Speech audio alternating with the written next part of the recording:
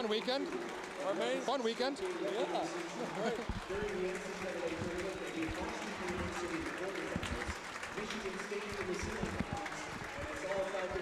Guys, can I get 30 seconds?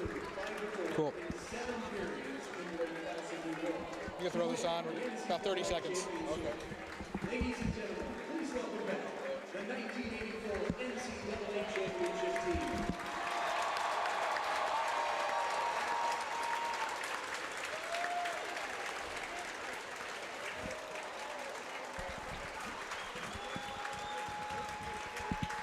I don't recognize these guys.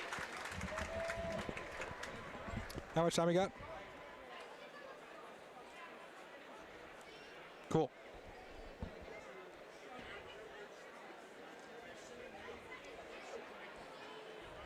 Holy cow. Welcome back to the Slater Family Ice Arena. After 2 periods of play, the Falcons have a 2-0 lead. Their first goals in, well, 3.5 games of play. And now we're joined by George McPhee, Hobey Baker Award winner, general manager. A lot to list as, again, this has to be such an exciting weekend for you and to see people not only you played with, but people who played before you and after you. Oh, it's been fantastic to see all these familiar faces. It's just a great trip down memory lane. Now, you're able to see, you have the 84 team. I saw they just honored them, and you had a smile on your face. Why the smile? Well, I think that's obviously the biggest moment here at Bowling Green. When they asked me what my favorite moment was of my time at Bowling Green, I said it was 2 years after I graduated when they won the national championship. We had good teams. We took a good run at it. I thought the university deserved national recognition and a chance to win it all, and they did 2 years after we graduated. And proud of those guys. Now, when you look at this team where it is right now, you look at obviously the national championship in '84, and then after that, a couple of conference championship wins. But then you kind of have the years, the 2000s, the darker years. And what is it like to see the team turn around to where it is right now? Well, they made a great decision when they hired Chris Bergeron. He's an outstanding coach, an outstanding recruiter, and an outstanding human being. And, you know, for everybody to get together and come up with some money to support the program and then hand it all over to Chris to do what he's doing was they made all the right decisions. And the program's in really good shape, and obviously he's done a terrific job here. Now let's take a look at some of your favorite memories from when you were here at Bowling Green. What stands out to you? I thought what was really neat was a couple of things. It's certainly the energy in this building. As I've mentioned to a lot of people, the acoustics in this building are a lot different from any other place I played in because you've got this low aluminum roof. And all the sound that came right down on top of us, and it was really loud in here, and it was a great energizer. And then one of my favorite memory here, I think, was one night I was walking back from the library, and it was announced that we were ranked the #1 team in the country for the first time ever. And that was a really special moment in my life. I was excited to be at Bowling Green, excited to be part of the team, but to be so good that we were ranked as the #1 team in all of college hockey for the first time was I thought quite an accomplishment. What drew you to Bowling Green? I just liked it when I came here. It's hard to explain as a young man what you're attracted to. I was really impressed with Ron Mason. I thought he was a terrific coach, and obviously he and Jerry York were the 2 all-time winningest coaches in the history of the game, and to be able to play for both of them was, really, really lucky. But I came here because they had a good program, wasn't far from where I lived, and it just felt right. Now, when you look back at your year, obviously Hobey Baker Award winner, what is that like? To win the most coveted thing in college hockey, to be awarded that. I want to hear about how you found out about it and what were the emotions like for you. Well, I don't want to diminish the award, but you'd rather win a championship because you win that with everybody. This is an individual award, and sometimes, in my mind, individual awards miss the point. I don't think this one does because it's not only about your playing ability, it's about strong academics, it's about leadership, it's about character. So it was an incredible honor. We were playing against Northeastern in the regionals in the NCAA. I think the final 8 or something, and we lost out, and my college career was over. And we were in the lobby of the hotel after the game, and Coach York just came over and said, by the way, you won the Hobie Baker Award. He knew before the weekend and didn't want to tell me because he thought it might be a distraction for me. I wish he had, because I didn't play very well that weekend, and maybe I would have done something that weekend to get us to the Final Four. But that's how I found out, and it was quite a whirlwind after that. But the real treat of all of it was to deliver something to Bowling Green, because we were treated so well, and it was always a one-way street there for a while. To bring something back to the school like that it meant a lot to me. Now, obviously, you went on to play professional hockey as well in the NHL. And how much do you owe to this Bowling Green program, shaping you to what you've become today? I owe everything to it because it changed my life. You know, to be able to get to college, you know, I was a first-generation college guy in my family. My folks never got to go to college. And I wanted to do something with my life, and Bowling Green gave me the opportunity, and I needed it more than it needed me, I'll tell you that. And it changed everything for me. I graduated and was proud of what we accomplished here, and gives you the confidence to sort of move ahead and try other things and be a little venturesome in the rest of your life. Now let's talk about you now. Las Vegas Golden Knights, you have to be excited about that. You're named general manager. What's that like, building a team from the ground up right now? I'm sure you're looking forward to the expansion draft, and I'm sure you're waiting for the teams to declare some, but it's got to be exciting for you to start something new and you being at the head of it. Well, it's been some of the most fun I've ever had in hockey to be named the manager of this team and then just start building it right from scratch. You know, I was trying to hire people right after the press conference. I was calling people and talking about salary and term, and then we got to benefits, and I said, you know, I don't know what our benefits are. I don't know what we have as a company. I don't know if we have a company yet. So it started like that, and here we are 6 months later with about 80 employees with the company, and sold a lot of season tickets, and lots of things are in place. And I think every manager in the NHL sort of fantasizes about being able to do this at some point in your career, because there aren't many times you get to walk into a situation where you build it from the ground up. You usually have players already, and you have to make decisions that aren't a lot of fun, because, you know, if the right decisions were being made, you wouldn't have been just hired. So anyway, it's a great experience. Now, when you look at, you mentioned all the season ticket holders already. What's the reaction been like from the city of Las Vegas? Well, they've been starving for a pro team, and they've really responded with a lot of support. We have 14,000 season tickets now confirmed. And, you know, our arena is a fabulous arena that holds 17,500. I would imagine by September we're going to have 16,000. And it's all locals, and it's small blocks of tickets, like anywhere from 2 to 8. It's not large blocks bought by a casino or a restaurant chain or anything else. It's local people in Las Vegas supporting us. So we're really encouraged by that.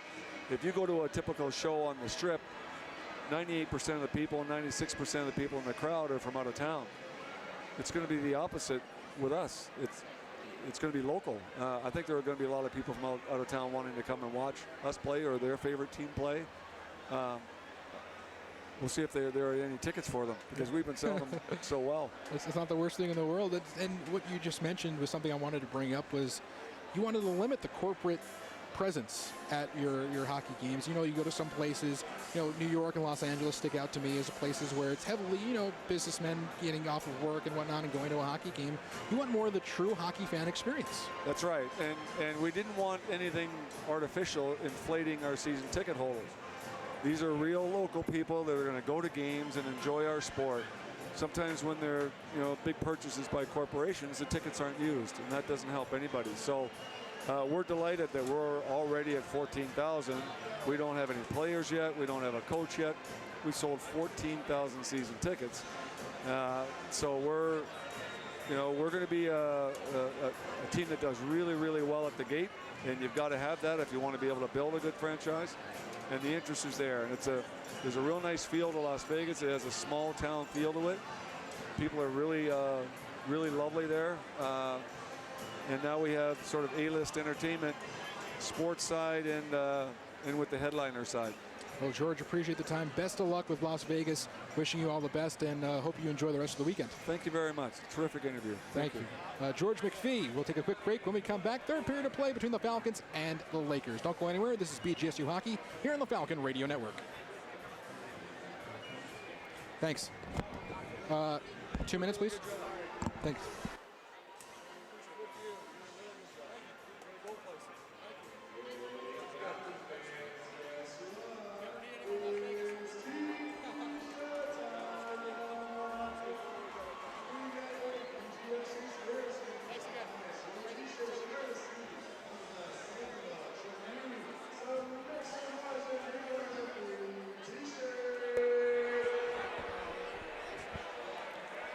All right, we got, how much time did I say? That's cool.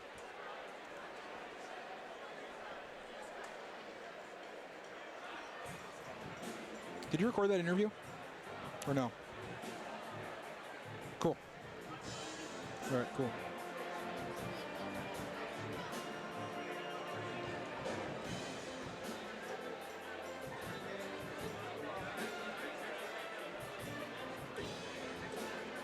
That's fine.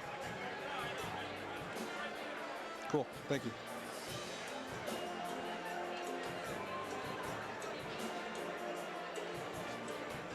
Put it down next to me here.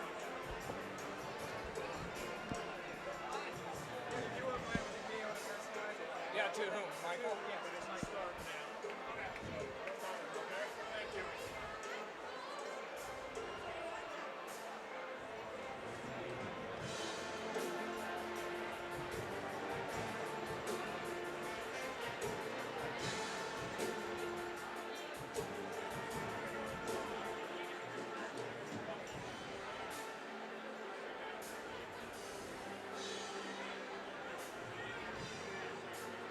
Cool.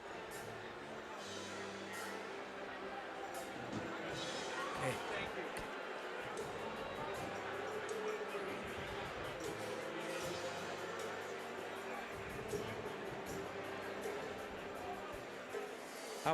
How was George? Great. Unbelievable. He is good, isn't he? Great. Nice man. Is he going to hire you? Nice. Getting set for the third period of play here from the Slater Family Ice Arena. A 2-0 lead for the Falcons as Mercier scores his 5th of the year, and Chris Polkamp gets the alone assist there at 9:07 of the second. Mark Freeman on the power play, his 8th of the year from Brett D'Andrea and Freddie Letourneau. That comes at 16:56. Again, a power play goal there. The Falcons are 1 for 5 with the man advantage tonight, and it's been a lot of penalties here in tonight's game, 9 in total. Yeah, you know, in a way, after the first period and after the play was so slow and very few opportunities and very few shots, somehow or other, I thought the Falcons would probably start to energize, and eventually it would cause some penalties to be called. I didn't expect that there would be more on them at the start than there would be on Mercyhurst, but the good thing is it's leveled out, and the good thing for Falcon listeners along the way is that they have connected twice. One of them on the power play that they got. Still 28 seconds of carryover time left on the minor penalty to Carlson for slashing late in the second period as we get going here in the third. Bowling Green wearing their alternate cream-colored jerseys for the first time this year, saving them for this weekend. A nice little get up there with the brown helmets. Looks nice. And look at Mercyhurst. Kind of Hartford Whaler-esque, if you're throwing it back a little bit. A little bit like you'd almost expect Minnesota to be written across the third jersey of the Minnesota Wild, right? Yeah, we'd mix in a lots little of blue. green. Yeah, it's a nice look there. The Lakers from Mercyhurst, as you mentioned earlier in the broadcast, from Erie, Pennsylvania. The Atlantic Conference that they're in plays ties. They play 5 minutes of overtime, and then if it ends in a tie. At that point, they don't try to settle it. Last weekend, they lost in overtime and then had one of those overtime ties. But they are under the jurisdiction of WCHA rules here as we are underway in the third in just a second, and then now. So Falcons on the power play for the next 25 seconds as the Lakers win the draw and fire it back inside of the BG end. Whereas Alec Ryhauser skating outside of his own zone. He'll go far side looking for Pierre-Luc Mercier, who has a goal tonight, but the pass a little bit too far for him to handle. Icing is the call. And just 14 seconds into this third period, face-off comes back inside of the BG zone. Little too early to take chances after the penalty kill if it's successful for the Lakers, but as we work our way on, it is only 2. And their goaltender has been magnificent at the other end. And he has saving 22 of 24 tonight. And the first one just a nice play by Mercier, and the second one a blast that hit off of one of his own defensemen. That's where we stand, 2-0. Penalty coming to a close here as Bowling Green dumps it back inside of the Lakers zone. 30 seconds gone here in the third frame. 2-0 lead here for Bowling Green. Back to 5-on-5 we skate. And now we have, I believe, a hand or maybe an offside call. Coming back, neutral zone face-off. 19:27 to go in the third. Shots are 24-15 in favor of the Falcons. And Doc, what'd you like back in that second period from Bowling Green? I like the fact that they generated something and they had Mercyhurst on their heels. And the only guy that didn't buckle was their goaltender, even though he gave up 2. You described them both just a moment ago. Lucas Craig. More of what I expected. Lucas Craggs fights his way inside of the Lakers zone, but Taylor Best for Mercyhurst will fire it back inside the other way, where Adam Smith will try to wrap it around his own net. It pops back out where it's picked up by Kane Elliott for the Lakers, out to the point where a shot gets blocked, and it's flagged right back down there by Patrick Piacentini. I'm having such a problem with that name today. You know, you get mental blocks, and I know what you mean, and it's part of the business. It just happens sometimes. You know what mine was? Sergei Nemchinov. For years, I kept saying Nemchimov with an M. And finally, Bill Clement, who was this great linguist I was working with, said, say Nemnov, Nemnov, Nemnov. And that solved the problem. And it became Nemchimov. Well, 18:55 here to go in the third period.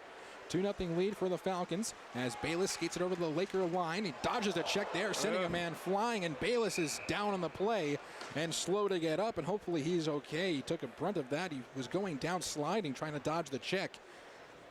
It was the force of the skate coming up on his helmet or around his head. There's no blood shown on the ice, that's for sure. It's remarkable to me that there are so many contacts of body and visible areas that are exposed with skates that don't wind up being blades and don't wind up being cuts. We are screened out a bit by the standing customers here to really know, because he came skidding along right in front of the near boards in front of them. But there is always quick work being done by the trainers. Dan Fisher does a great job here for Bowling Green. Got his graduate work done here at BGSU as well. He's been the trainer since. In his 7th year as the athletic trainer here for Bowling Green. Dan Fisher from the St. Louis, Missouri area. As Stephen Bayless pops back up onto his feet, skating off underneath his own power, which is always nice to see, and he'll stay on. And the full facial protection helps in those cases as well. Stephen Bayless elects for the bubble rather than the cage. Personal preference, I remember Tyler Spezia, I think his freshman year had the bubble, and then after shifted to the cage. Back underway here at the Slater Family Ice Arena, where the Lakers shoot it back down inside the Falcon zone, hits off a skate, icing negated. Adam Smith trying to get outside of his own end. Kevin Dufour trying to lift it back to center, but it comes back from Mark Friedman inside of his own end. Friedman settles it down. 90 seconds gone here in the third. Letourneau out to the blue line here for Adam Smith. Ringing his way inside of the zone. His shot gets blocked, comes back out in front, and DeAugustine tries to settle it down, but the Falcons move it back to the point. It's Alec Ryhauser through traffic, winds and fires. Shot is blocked. To the corner it comes, where it hits off of Duca, but they can't clear it as Tyler Spezia tries to keep it in. Underneath his stick it goes. Falcons back inside of their own zone. Adam Smith, neutral zone for Tyler Spezia, fought back by Alex Carlson, and then pushed back to center. Alec Ryhauser for Bowling Green inside of the Lakers zone. Falcons are offside. They can't touch it, but now they do. Joe McEwen didn't get the memo, and with 17:54 here to go in the third, the Falcons lead it 2-0. Neutral zone faceoff coming up. Tyler Spezia from Clinton Township, Michigan, an item that you mentioned earlier. His mother comes to all the games. It's not that far, can be done in about 2 hours. Kelly is an x-ray technician at McLaren Hospital in nearby Mount Clemens. Comes to every game. His brother is a baseball pitcher in Port Huron for a team called the Blue Water Attack. Athletic family. Falcons will try to set up here. Rawhauser, nifty move, trying to throw it towards the front and then able to do so, but it skips wide. Along the near wall, the Lakers try to push it outside of their own zone, and they will as Michael Verboom takes it over the center ice dot inside of the Bowling Green zone. Far side, offside the call against Mercyhurst. Neutral zone draw coming up, 17:27 to go here in the third. A 2-0 lead for the Falcons. Both goals coming back in the second period. Mercier and Friedman, the goal scorers. Mercier, his 5th of the year. Friedman is 8th of the year, and Friedman's coming back on the power play. DeAndre to take the draw. To his right, Johnny Schilling. To his left is Lucas Craggs. And Craggs tangling up there with Jonathan Charbonneau. Face off one back for the Lakers. Lancaster feeds it to Wu, who dumps it back inside of the BG end. And now a nifty play there by Charbonneau, sending a man down, but there'll be a penalty called. And I believe the Falcons will go to the power play here. Interference to call against Charbonneau. Second time that Adam Smith has drawn a penalty against Mercyhurst. I think that was just Charbonneau getting out. Yeah, that is an interference call, and Adam Smith made sure everyone knew it. 17:18 here to go in the third. Falcons on the power play for the 6th time tonight. They're 1 for 5. And Friedman scoring the power play goal tonight for the Falcons. Interference to call here at 2:42. It is sales, isn't it? I mean, if you take one of those, you got to sell it. And he did. Lakers win the draw, dump it all the way back down. 5 seconds gone on the power play. Chris Nell, the goaltender for Bowling Green, will leave it out for Sean Walker. And Walker is able to skate it outside of his own zone. Far side for Mercier. He has a goal tonight. Leaving it back, a chance for Dufour. A shot save made by DeAugustine. Had a hard time controlling that rebound. It was the first time we saw that tonight, and the puck is deflected into the protective netting out of play. 24th shot of the game for Bowling Green, and DeAugustine has just been remarkable. Nell, at a time when this was scoreless and when it was 1-0, was remarkable in one combination play that was forced his way, and got a standing ovation for it because this crowd is not new to hockey. They sensed that this was a very much tenuous situation that was going on with the visitors from Mercyhurst, and it's not, of course, over yet. But back to center, and it's drubbed back in. Walker will leave it back around. It's fought back down by the Lakers all the way down. 1:25 left on the Falcon power play. Nell leaves it back for the senior captain, Sean Walker from Keswick, Ontario. Skates it back inside of his own zone. Breakout pass here for Mercier over the line with Dufour. Drops a pass back for Walker at the far point. Near point now, Alec Rawhauser, top of the circle, winds and fires and sails it wide. DeAugustine is down and out, and the Falcons can't get it to go. And now the puck rattles around and comes back inside of the Bowling Green end. 60 seconds left here on the power play for Bowling Green. Walker out to center. Here for Brett DeAndrea. DeAndrea over the line, dropping a pass, looking for Freddie Letourneau, who'll go into the corner with Philip Drouin. Near side, Tyler Spezia trying to settle it down for the Falcons. Trying to push it towards the point. Jack Riley maneuvers it the other way. Mark Freeman back inside of his own zone. As you mentioned, the Philadelphia Flyer draft pick. Sending it out for Brett DeAndrea. Over the line now for Matt Polkamp. Polkamp will walk in along the near side. Stop at the goal line, pull back up. Go to the point for Friedman. Down the wall now to the circle, it's DeAndrea. Back for Freeman, winding and firing, and a kick save made by DeAugustine. To the corner it comes, back for Letourneau on the far side. Letourneau chipping it back down, looking for Matt Polkamp, but it's turned back the other way by Drouin. And with 18 seconds left here on the power play, the Falcons look for one last rush from back inside of their own end. Friedman near side now for Spezia. Spezia over the line, he'll chip it in. Penalty coming to a close in 5 seconds. Lakers send it back the other way at center ice. It's picked up now a 2-on-1 as Jack Riley enters the zone to the far side. A pass goes underneath the stick the other way and then fed back through, where a shot is deflected on goal by Jack Riley, kind of in desperation mode there, as the puck's picked up to the far side by Barash. Barash out to the point for Alex Carlson. Carlson back down the wall for Barash. Top of the circle, he'll wait. He'll cycle back, a shot is deflected as Charbonneau was standing out in front trying to deflect it past Nell. Never made it towards the net. It's Barash again. Backhander in front for Charbonneau. Charbonneau, a quick shot trying from an odd angle. That sails wide. With a 14:45 to go here in the third period. Falcons looking to come the other way as Spezia will take it over the Mercyhurst line. Far side now for Letourneau at the high slot, trying to settle it down. Couldn't do so. The other way, it's Taylor Best. He'll chip it back inside of the BG zone behind the red line, and an icing called against the Lakers. Good speed by the Lakers, continuing to generate something with their speed. And this time they wind up misfiring, and this becomes an offensive zone faceoff for the Falcons. The thing that's impressed me, not only the speed of college hockey, again, not having seen it a lot, is how quickly they set for faceoffs. I don't get a chance to talk much. I'll shut up. Go ahead. Face-off now to the left of DeAugustine. 14:30 to go here in the third period. 2-0 lead for the Falcons. As they send it in, it's an offside call. And immediate timeout. So, Doc, we talked a little about before in the first period, but we have to do the Steve Keys All-State Out-of-Town scoreboard in the WCHA. So as we get that all set up, and we'll take a look as a 5-2 final for the UAH Chargers over the Bemidji State Beavers here tonight. And that's a big victory there for the Chargers. Bemidji State with a... How's that? Great. Yeah, Bemidji is at the top. I mean, Yeah, they're way at the top. I think they probably were very happy to win the regular season championship, Yeah, right? they won the McNaughton Cup last night. Okay. Maybe a little McNaughton Cup hangover.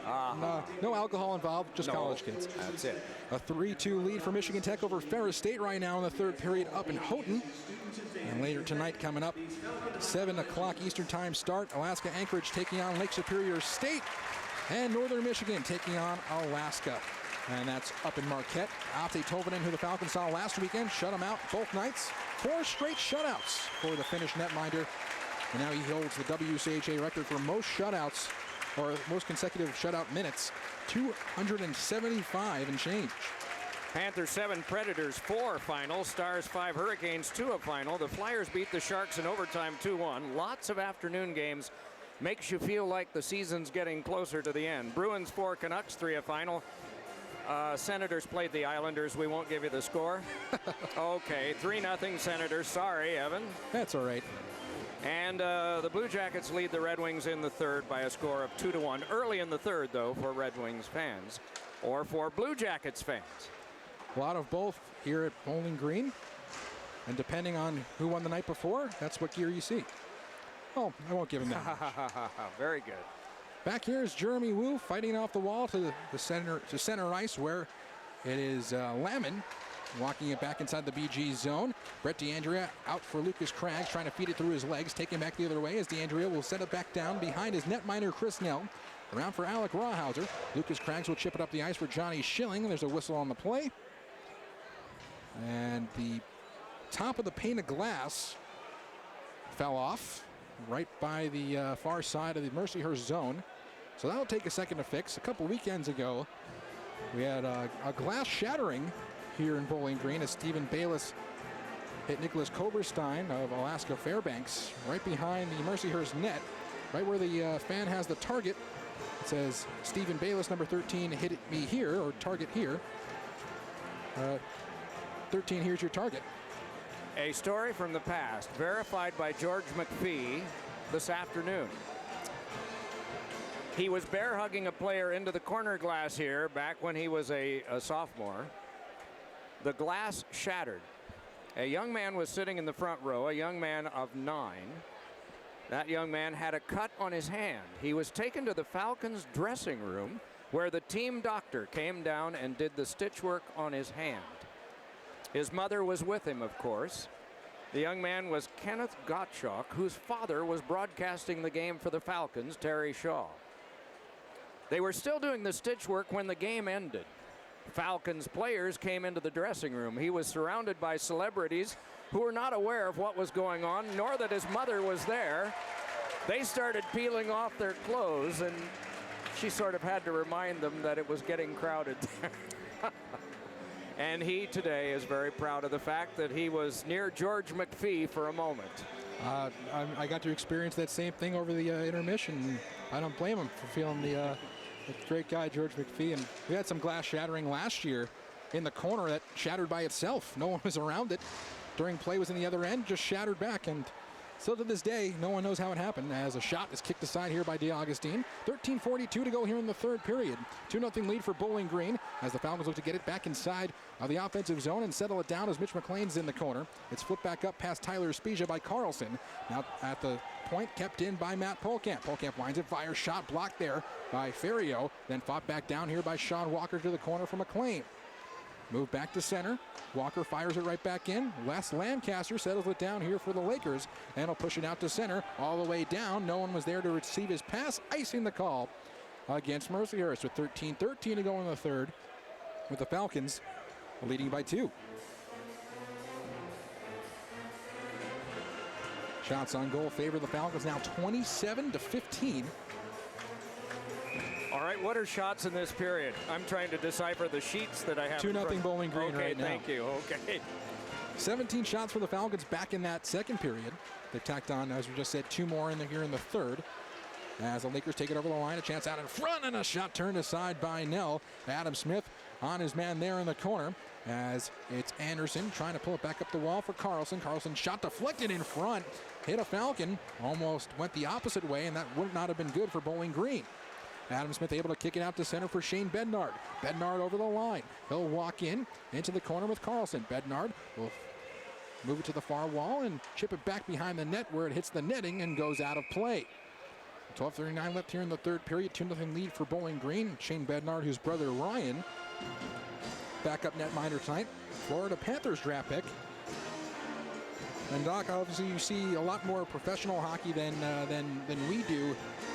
And Ryan Bednard's probably one of the goaltenders that they're looking for. I mean, 6'5", 205 pounds. That's the new style of goaltending. He's freshman, so he's got lots of room to fill out. Usually it's the weight that changes from the time you're a freshman until you're about a junior, and that's the thing that we notice most in college players.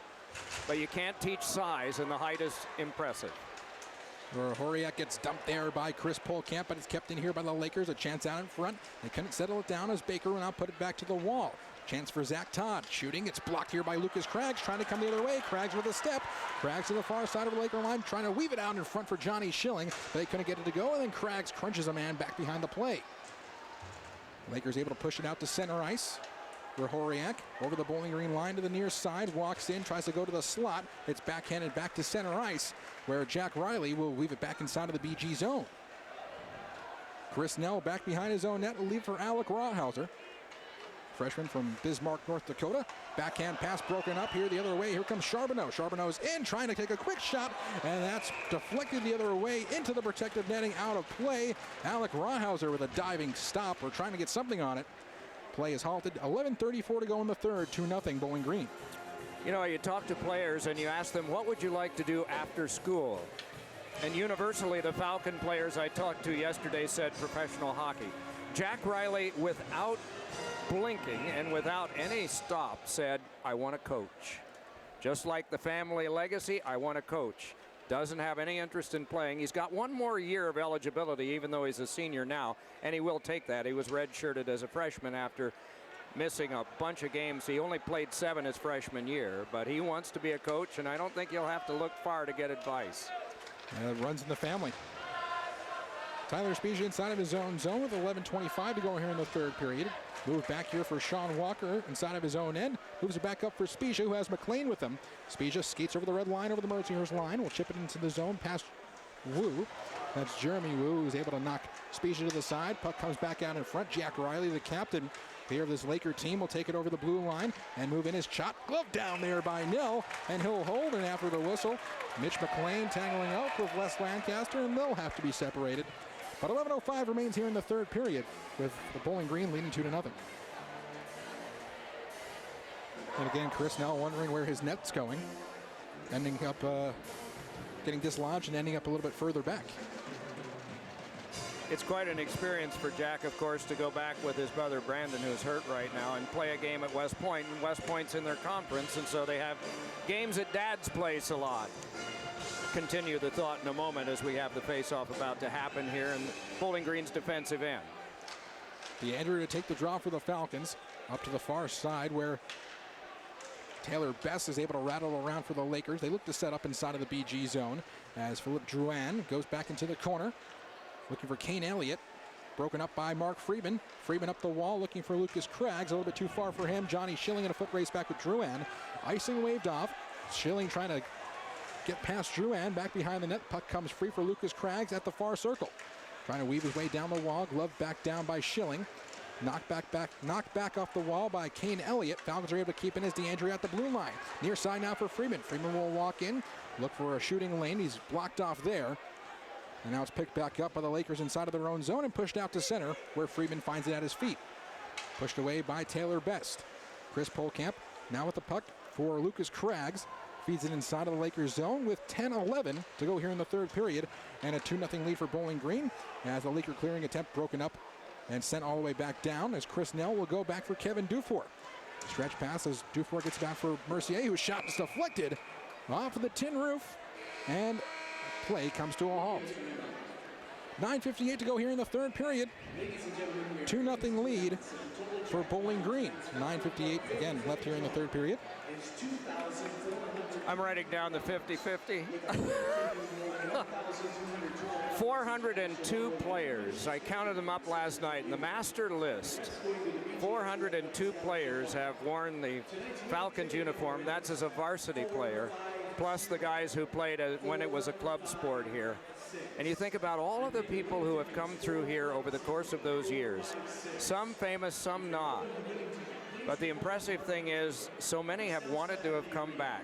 If they had any hand in a Bowling Green team at all, they have wanted to come back. Some will pay the price of admission, too, to walk into the special event that will take place after in what used to be the curling rink only here, but now is a wider rink. And, of course, there are more elaborate plans for a very promising future.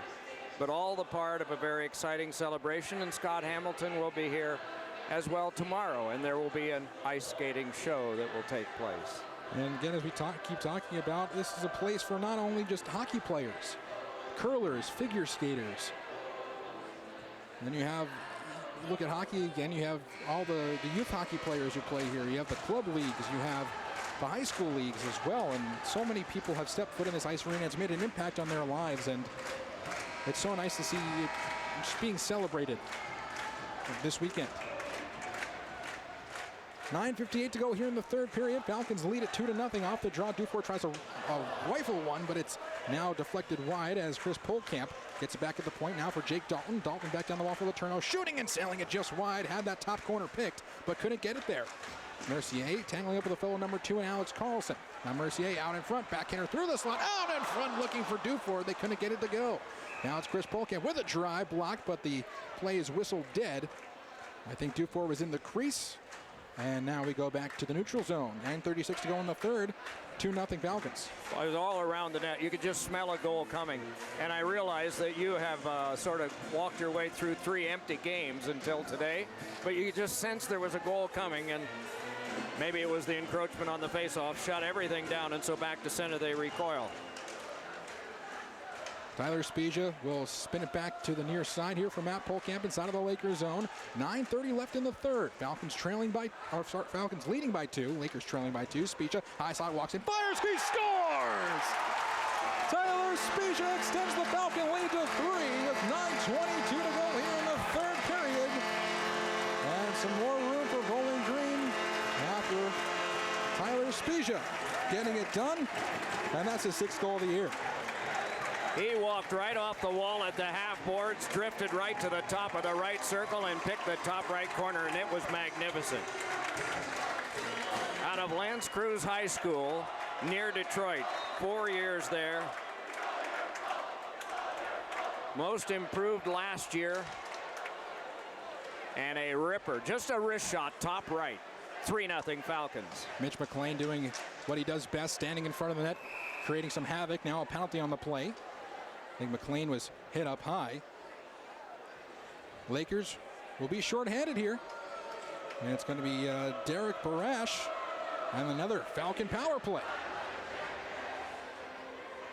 Just mentioning McLean, who likes to make his home in front of the net and around the net in those dirty areas where it's a really underappreciated, I think, position to play. You know, it's not really a position that someone, when they're playing hockey, would want to play. Just standing in front of the net and trying to make things happen and It's not really pretty, but it works. Off the draw, the Lakers clear it all the way down. Falcons on the power play for the 7th time tonight. 1:53 left on the Falcon power play. Mark Freeman starts from his own end. Around for Brett DeAndrea. Now over the line, it's Tyler Spezia. Spezia inside the Lakers zone. Trying to spin it back for Freddie Letourneau. It's broken up, taken back by Mercyhurst, and they send it back to center. Mark Freeman settles it back down. Now over the line for Freddie Letourneau. The Falcons re-enter. Letourneau will stop at the point now for Mark Freeman. High slot. Freeman will chip it back off the wall to the near circle for Brett DeAndrea. DeAndrea down low for Tyler Spezia in the corner. Back for DeAndrea. DeAndrea will get it back for Spezia. And now they'll cycle back to the point for Letourneau. Far side now for Friedman. Friedman back down low for Matt Polkamp as Polkamp will feed it back for Friedman at the point. Bottom of the circle for Polkamp. Back for Letourneau. Puck knocked off his stick. The other way taken by Mercyhurst. And that is Joshua Lamon who sends it all the way down. 8:10 to go in the third. Minute left on the Falcon power play. They've connected once tonight with the man advantage as it's Alec Rawhauser settling it back down inside of his own zone. Flubbed the pass there to Sean Walker, but recovers as Walker sends it back for Rawhauser, and the Falcons will break out. Sean Walker near side over the Mercyhurst line. Stays onside, chips it to the corner here for Mitch McLean, but it's broken up by Alex Carlson. Falcons still on the attack as Mercier on his backhand will ship to his forehand and move it to the point for Sean Walker. Far side now Rawhauser. Bottom of the circle for Dufour. Back for Alec Rawhauser. 25 to go on the power play. Walker for Mercier. Drive, sailing it just wide to the point. Now it's Rawhauser. Center point back for Walker. For Mercier again. Shooting save made by DeAugustine. Turned aside and moved back to the point by Jack Riley and kept in by Walker. Walker down low again for McLean. McLean trying to feed it through the slot. No one there to pick it up for Bowling Green. And it comes outside of the zone, and that will do it for the BG power play. Looks like all Falcons now. Lots of speed. They're at the puck first. Now McLean hits the side of the net with a shot. Kevin Dufour pins the puck up against the wall. McLean comes free with it. Tries to feed it back for Dufour behind the net. Puck still is loose. Now it's grabbed by Kyle Dutra and then fed back to center, where Chris Polkamp will get it back inside of his own zone. Zach Todd knocked off the puck as the Falcons can have a 2-on-1 here if they hurry. It's Shane Bednard over the line. Bednard trying to feed one out in front for Johnny Schilling, but that's broken up. Schilling received a hit there behind the play, or behind the net, I beg your pardon. Seems to be okay. Falcons look to set up again as Chris Polkamp. Shot gets blocked. Almost a rush the other way for the Lakers, but the Falcons are able to contain it. Bednard over the line, stays onside, high slot. Now goes to Schilling. Schilling back to the slot. We'll turn it up at the point now for Adam Smith. Play broken up. 2-on-1 the other way here for Mercyhurst. Over the line, it's Lamont. His shot, he hits the post. And it comes back to the near side for another shot for Best that gets blocked. Best at the high slot. Back down low for Lamont. Trying to put one out in front, blocked by Freeman. Puck flutters to the front of the net. Shane Bednard tries to move back the other way. Falcons get it back out to center. Lucas Craggs with a step inside of the Lakers zone. Tries to cut back in front of Philip Drouin, but it's forced back to center here by Mercyhurst. Les Lancaster trying to weave his way through the Bowling Green zone. Cut off there by Mark Freeman. Pushed back inside of the Lakers zone, where it's Philip Drouin and Lucas Craggs tangling up with 5:45 here to go in the third period and a 3-0 Bowling Green lead. Freeman inside of his own zone for Alec Rawhauser. 5:37 again left here in the third. Freeman will kill some more time. Alec Rawhauser inside of his own zone. Back to the neutral zone, flipped in by Brett DeAndrea, and we have a stoppage of play. I believe that, again, hit that tin roof. Got a chance to talk with Matt Meyer yesterday, and of course Matt's season is over. It will be a long summer for him. Sort of sullen with the torn labrum. Why wouldn't you have? He had the recent surgery. It's going to be fall before he can come back. Sitting at the dressing stall that he normally did when he had a jersey on and all was good. Feel sorry for him, but there are days ahead. Mercier behind the Laker net, tries to feed it through. Sean Walker back behind the net now for Freddie Letourneau. Pushing back in front for Mercier, trying to feed it for Dufour. They can't get it to go. Letourneau trying to turn and shoot. Gets blocked here by Alex Carlson. And now it's Zach Todd behind his own net, looking to get it outside of his own zone. And he will, as Mercier will get it back at the red line. Mercier tangles up with Jack Riley. Puck comes free to Kevin Dufour. Big hit by Letourneau on Riley. Mercier into the zone for Dufour. Dufour trying to weave it back through for Walker. But now he gets denied, and Mercier rattles around the wall to the near side. Walker shot deflecting wide. comes outside of the zone. Bowling Green will regroup. Chris Polkamp backhands one for Pierre-Luc Mercier. Skates over the line. Falcons are offside that they get back on. And now it's a nice play inside of the zone as it's Charbonneau who fans on the shot.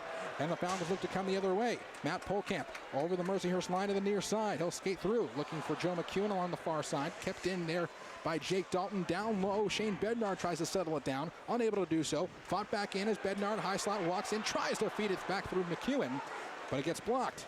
Now Jake Dalton. Near side for Shane Bednar. Bednar and Drouin tangle up behind, or over the left shoulder there of DeAugustine.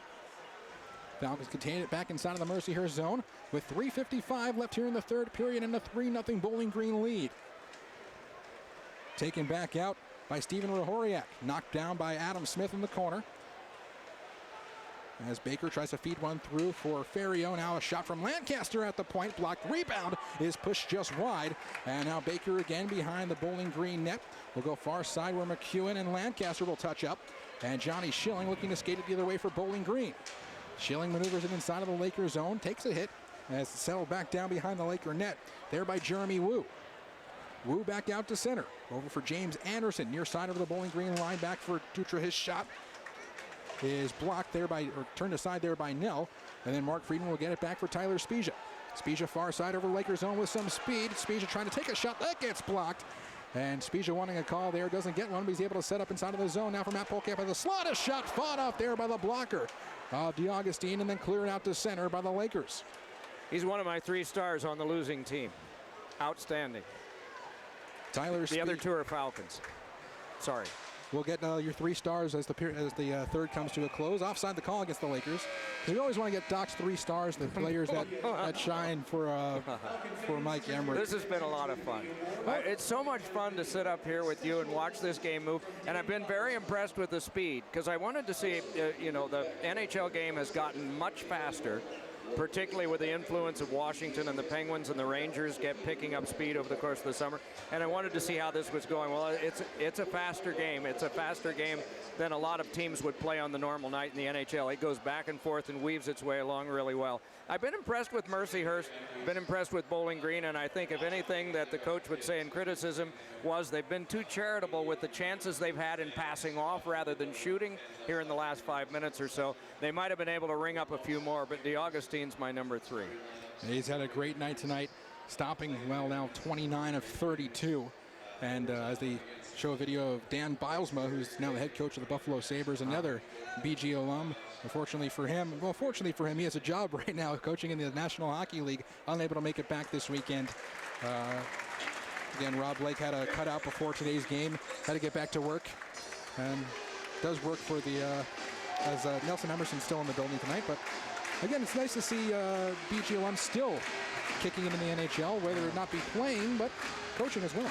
Brian Holzinger was down below in the second intermission. I had not seen him earlier, but it's good to see him back as well.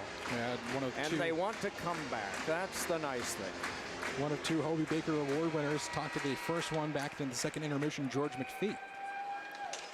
Holzinger played a little bit for the Columbus Blue Jackets and some other franchises. As now Sean Walker, neutral zone for Freddie Letourneau. Final 2:30 here in the third period. Falcons leading by 3. Chris Nell has stopped everything that's come his way thus far as Jack Riley will try to take it over the line. Doesn't know where the puck is as Drouin will help him out, but it's fed back the other way by Bowling Green. Now turned on goal by Best. A shot turned aside by Nell. Another opportunity and a kick save made by Chris Nell as coming in quick was Joshua Lamont. To the corner, brought back by Best. Falcons trying to knock it back to center. Net empty. Extra attacker here for the Lakers. Settled down by Philip Drouin, cut off by Mercier, trying to go towards the empty net, but missed it, and now Dufour trying to put it on goal, but they're going to wave it off because of an offside. And the horn has to cease to be blown. Dufour with a little bit of a step over the line, and DeAugustine will get back into his net. So no empty net goal, 1:55 left here in the third, but a 3-0 lead for Bowling Green. Nell just moved up to 3. DeAugustine to 2. And I'm not partial to goaltenders, but some of those saves I just saw, is preserving something that you may not mention. I don't know your superstitions. There's a 0 up there. Do you talk about that sort of thing? People get mad at me if I talk about them. Okay, all right. I know you're not on social media. Yes. And this is probably the reason why you're not on social media. Okay. If I were to say something like that and it were to happen, or it probably would happen right after I say it. Okay. Then I become the reason why it, I'm sure you know the rest. Yep. Smart man you are, not being on social media. 1:45 left here in the third. DeAugustine still back in his goal after the offside goal was disallowed. Tyler Spezia back inside of the Mercyhurst and will put it out to the point now for Chris Polkamp. His drive through traffic deflected and then taken back the other way by Barash. DeAugustine will go to his crease. At the hash mark now, then he'll skate off. Extra attacker now for the Lakers. 1:22 left here in the third period. Taylor Best back behind the Bowling Green net. Moves out to the far side where it's Lancaster. Bottom of the circle. Pushes one back behind the Bowling Green net. Back for Best. Lancaster will set up near side for Barash. Now a shot from Charbonneau sailing over the net. All the way outside of the zone where chasing it back is Derek Barash. Back with Tyler Spezia. Final minute here in the third period. Zach Todd back inside of his own zone for the Lakers. Puck almost broken up there by Johnny Schilling, who is playing far up in that play as Best takes over the Bowling Green line, tries to dangle his way through. Charbonneau with a shot and a save made by Nell with 44 to go here in the third period. 3-0 Bowling Green with the lead. Now I'm going to wait to throw this fun stat until this game comes to a close. All right. Because it has something to do with what we just talked about before. By the way, Marty Brodeur said, go ahead and say it because I can't hear you. And I kept saying, yeah, but people are really superstitious, Marty. And he had a record number of them. But it is what it is. And no, I'm not on social media. I'm not a masochist. 44.1 to go here in the third. Timeout has been taken. And a totally off the radar pick for me, with the two goalies being two of the 3 stars. I have loved watching Schilling play because he has barreled around, and I think he epitomizes what a hockey player should be. He has been effective. He hasn't gotten a point in the game, but I like him. And it's my choice, and so there it is. They're Doc's 3 stars. That's right. Not anyone else. No one else's. Nope. You mentioned Mario Brodeur being the record holder. Just in NHL history, Chris Nell holds the record for Bowling Green. Got that. Well, I can kind of mix in the stat I wanted to. He got that back the last time Bowling Green played a non-conference game back on December 30th against RIT at the Huntington Center in Toledo. It is the #1 rival of Mercyhurst, RIT. Well, the Falcons hopefully, during these 44 next seconds, taking down both of them by what could be the same score. Net is empty for the Lakers.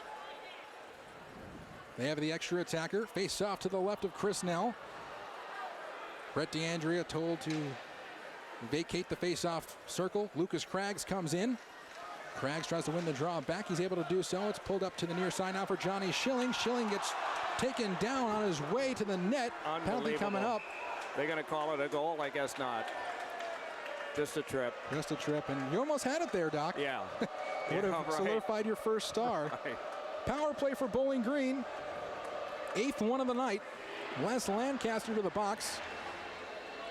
35 seconds to go. Bowling Green leading by 3.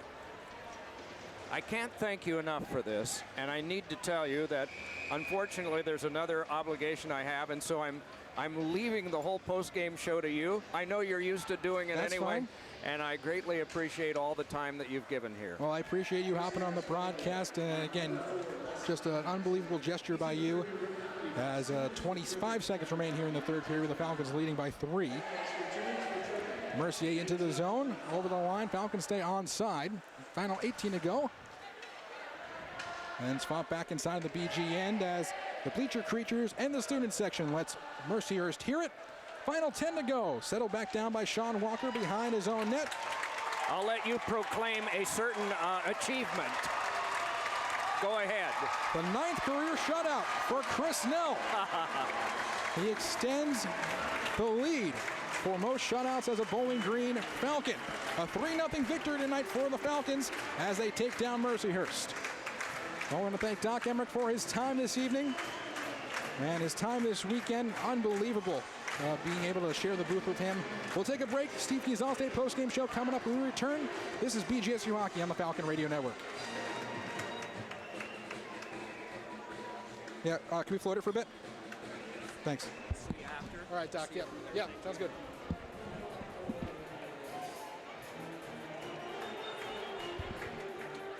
Yeah, I'm going to float it for a bit so I can cut goal calls. All right. Appreciate you all tuning in on WCHA.TV tonight for Doc Emrick. This is Evan Pivnick. Have a great night, folks, and we'll speak to you soon. 3-0 victory for the Falcons as they take down Mercyhurst tonight.